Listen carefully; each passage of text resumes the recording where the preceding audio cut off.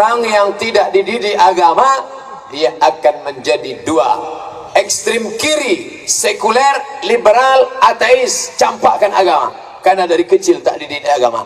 Ekstrim kanan, dia hanya mengatakan aliran dia saja yang benar, lain daripada dia salah, masuk neraka.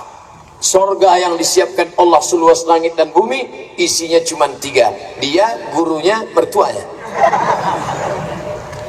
Kalau tidak didalamkan ilmu agama, dia akan menjadi dua: eka, eki, ekstrim kanan dan ekstrim kiri. Oleh sebab itu maka tanamkan pendidikan agama anak-anak kita. Di mana sekolah dia? SDIT, SMPIT, Islamic Boarding School, pondok pesantren. Saya tinggalkan ke Habib Omar, saya tinggalkan ke Habib Fulan, saya tinggalkan ke Kiai Munawir, saya tinggalkan ke Ustadz Fulan. Maka tertolong akidahnya. Kalau tidak, na'udzubillah, tak bisa diselamatkan di hadapan Allah Subhanahu wa ta'ala. Allahu Akbar. Nah, kalau sudah bersatu jangan lagi kelahi. Yang pakai usul lisah, yang nggak pakai usul lisah, Allahu Akbar, Allahu Akbar, Allahu Akbar. Bingung saya nengok di Mekah tuh Pak Ustaz. Ada yang begini, yang di bawah pusat Hanafi dengan Hambali. Allahu Akbar, Hanafi Hambali. Yang di atas pusat Maliki. Allahu Akbar. Maliki versi 2 lepas Adamul Qabdi. Allahu Akbar. Maliki, Raja Maroko, tempat saya kuliah dulu. Allahu Akbar. Syafi'i antara pusat dan dada. Allahu Akbar. Syafi'i versi 2 alal qalbi, karena makhluk paling mulia jantung. Allahu Akbar. Syekh Albani, Nasruddin Albani, dalam sifat salat Nabi, ala sadri. Allahu Akbar. Tapi bukan maksud saya mau dites 66-nya. Jangan besok subuh Allahu Akbar, pas zuhur capek Allah. Bukan itu maksud saya. Saya sampai sekarang tetap pakai mazhab Syafi'i. Allahu Akbar. Jangan mengatakan yang saya inilah yang sunnah, lain daripada yang saya buat ini bid'ah dan masuk neraka. Sikit-sikit neraka, sikit-sikit neraka, sikit-sikit neraka. Emangnya neraka itu sikit? Nah, ini tentang masalah pentingnya perbandingan mazhab. Allahu Akbar, Allahu Akbar kabira, walhamdulillahi katsira, wa subhanallahi bukratan wa asila. Yang satu mempertahankan iftitahnya, Allahu Akbar, Allahumma ba'id baini wa baina khotoyaya kama ba'adta bainal masyriqi wal maghrib. Dua-duanya sah. Kalau nggak pakai iftitah, sah juga. Masa nggak pakai iftitah sah? Sah, cuman keterlaluan. Masa dikasih Allah umur panjang nggak baca iftitah? Ah, ini penting. Tadi saya mulai jam 10, tengok jam sekali lagi pas jam 11. Di mana-mana saya ceramah 60 menit. Sesuai yang tertulis di botol 600 ml.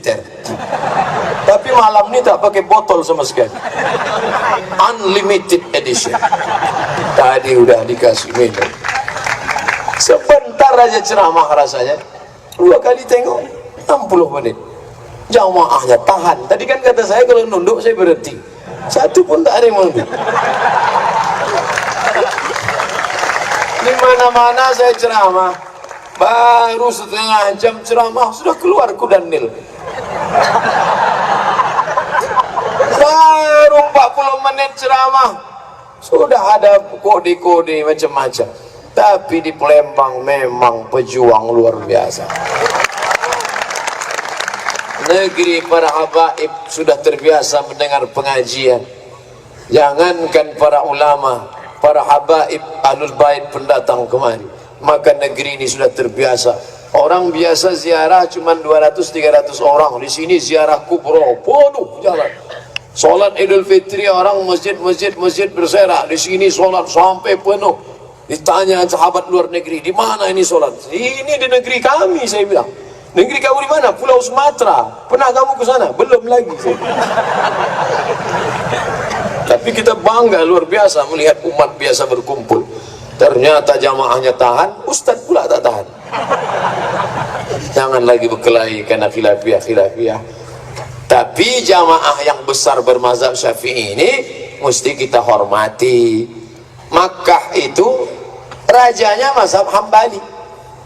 Dari mulai King Abdul Aziz sampai sekarang mazhabnya Hambali. Jadi jangan pulang haji saya 35 hari di Makkah Madinah, di sana nggak ada kunut subuh. Ternyata kunut subuh itu buatan made in Palembang aja. Padahal Makkah Madinah itu dulu bermazhab Syafi'i, Maliki, Hanafi, Hambali. Tapi sejak kerajaan bermazhab Hambali, maka subuh di Masjidil Haram tidak lagi ada kunut subuh. Jadi katakan kunut subuh tak ada. Ada 4 mazhab. Paling tua Hanafi, nomor 2 Maliki, nomor 3 Syafi'i, nomor 4 Hambali. Yang tidak berkunut subuh Hanafi dengan Hambali, tak ada kunut subuh. Sedangkan Maliki dengan Syafi'i ada kunut subuh. Lalu Ustaz pakai apa? Saya pakai Syafi'i. Maka kalau saya jadi imam, saya baca kunut. Allahumma hdina fi man hadait. Makmum tinggal amin aja. Idza qanatal imamu faqanata wa illa fala. Kalau imam mau berkunut, ikutlah kau berkunut di belakang. Amin kan? Amin tinggal 5. Allahumma hadina fi man hadait. Amin. Wa afina fi man afait. Amin. Wa tawallana fi man tawallait. Amin. Wa barik lana fi ma a'tait. Amin. Wa qina bi rahmatika syarra ma qadait. Amin. Sisanya sana tidak diaminkan. Fa innaka taqdi wa la yuqda alaik wa innahu la yadhillu man walait wa la ya'izzu man adait tabarakta rabbana wa ta'ala falakal hamdu ala ma qadait nastaghfiruka wa natubu ilaik wa sallallahu ala sayyidina Muhammadin nabil ummi wa ala alihi wa sahbihi wa baraka wa sallam. Yang hafal, yang enggak hafal apa yang kau baca tadi terserah aku lah. Ini sekarang banyak orang kunut dia tak mau amin kan. Imam sudah angkat tangan, Allahumma hadina fi man hadait, enggak mau. Wa afina fi man afait, kau aja. Ju'ilal imamu liyutamma bih. Imam diangkat untuk diikuti, maka ikutilah imam. Sudah sejam ceramah baru nampak foto saya di TV. Bagus juga pakai sorban merah ini ternyata. Bapak Ibu yang dimuliakan Allah Subhanahu wa taala. Assalamualaikum warahmatullahi. Assalamualaikum warahmatullahi. Inilah salam yang tak boleh disaut. Jangan pula Assalamualaikum dari itu salam. Waalaikumsalam Pak Imam. Assalamualaikum warahmatullahi. Assalamualaikum warahmatullahi. Astaghfirullahalazim. Astaghfirullahalazim. Astaghfirullahalazim. Allahumma antas salam wa minkas salam. Saya enggak setuju dengan imam itu Pak Ustaz. Kenapa? Saya maunya zikir itu enggak usah kuat-kuat. Ini namanya mazhab silent.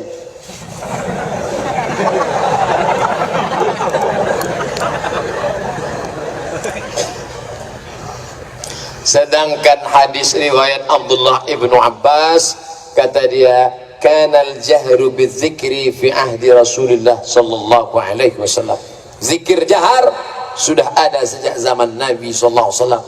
Kami tahu salat sudah selesai karena kami mendengar zikir dari luar masjid. Itu menunjukkan suaranya kuat. Bagi yang berdalil kuat, yang ikut dalil kuat, ya ikut kuat. Subhanallah, subhanallah, subhanallah, subhanallah, subhanallah, subhanallah. Yang tak mau kuat, tak usah kelahi gara-gara itu. Berkelahi antara yang kuat dengan yang ringan sama-sama tak berzikir. Karena kalau orang berzikir tak berkelahi. Afdalu dzikri fa'lam annahu la ilaha illallah, la ilaha illallah. Apa zikir kuat-kuat? Ini kan jelas ayatnya. Wadhkur rabbaka fi nafsika. Sebutlah Tuhanmu dalam dirimu, jangan kuat-kuat. Jangan kuat-kuat. Ini ayatnya jelas. Wadhkur rabbaka fi nafsika. Sebut Tuhanmu dalam dirimu, jangan kuat-kuat. Dijawab oleh Al-Hafiz Jalaluddin Abdurrahman As-Suyuti dalam kitab Natijatul Fikri fil Jahri Bidzikri. Apa kata dia? Ini ayat, ada ayat sebelumnya. Apa ayat sebelumnya? Wa idza quri'al Qur'an, kalau ada orang baca Quran, fastami'u lahu, dengar baik-baik, wa ansitu, diam, la'allakum turhamun. Dengar baik-baik. Ketika ada qori tadi, dua orang baca Quran, yang kata Ustaz Asibuan menelan mikrofon. Ketika mereka ngaji, nggak boleh kita zikir kuat-kuat. Bismillahirrahmanirrahim. La ilaha illallah, la ilaha illallah. Boleh. Dengarlah dia ngaji. Itu makna ayat itu. Namanya munasabah bainal ayat. Ditulis oleh Imam Al-Biqai. Ayat ini dengan ayat ini ada kesesuaiannya. Makna yang kedua, wadhkur rabbaka fi nafsika, sebutlah Tuhanmu dalam dirimu ketika di Makkah sebelum pindah ke Madinah. Nggak boleh zikir kuat-kuat, karena kalau zikir kuat nanti ditangkap Abu Jahal, Abu Lahab, dan abu-abu lainnya. Tapi di Palembang tadi saya zikir kuat, tak ada Abu Jahal nangkap saya. Tiga, wadhkur rabbaka, sebutlah Tuhanmu dalam dirimu, ya Muhammad sallallahu alaihi wasallam. Engkau sebut Tuhanmu dalam dirimu karena engkau sudah selamat dari waswasah bisikan setan. Adapun orang yang belum selamat dari waswasah, maka dia mendengarkan zikir kuat, setan lari mendengar zikir kuat. Kata Syekh Abdul Wahab Sya'rani, berzikir kuat bergetar dari ujung rambut sampai ujung kaki. La ilaha illallah, la ilaha illallah, la ilaha illallah. Maka larilah setan. Makanya ketika azan dikumandangkan, setan lari wa alaiha duratun, sampai terkentut-kentut. Kentut dalam bahasa Arab dua, kalau berbunyi duratun, kalau tak berbunyi fusaun. Itu hebatnya bahasa Arab. Bahasa kita kentut berbunyi, kentut tak berbunyi. Wa alaiha duratun, setan lari terkentut-kentut ketika mendengar takbir dikumandangkan. Allahu Akbar, Allahu Akbar. Kata anjing melolong. Kenapa anjing melolong? Menengok setan hantu, lari semua. Ketika yang azan itu anak muda dengan suara yang kuat, subuh besok anak-anak muda azan, hayya 'alas salat,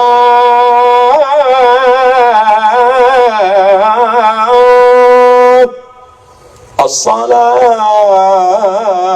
khairum minan naum. Tapi dibuat anak muda dengan suara kreasi, dengan lagu baru, as-salatu khairum minan naum. Terbangunlah, bangkit. Nah, ini pentingnya. Maka ketika itu bangkitlah umat ini dengan apa?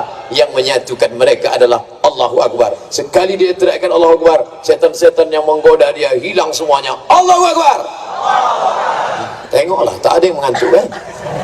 Jamaah makin tak mengantuk, ustaz makin lama berceramah. Tapi yang dimuliakan Allah Subhanahu wa taala, sudah 90 menit saya ceramah, bukan karena apa satu lain hal, tapi karena Allah Subhanahu wa taala menyatukan kita. Mudah-mudahan bersatu di tempat baik ini, tapi akan disatukan lagi di tempat yang lebih baik bersama Sayyidina wa Maulana Muhammad sallallahu alaihi wasallam. Terima kasih segala perhatian. Mohon maaf segala kesilapan.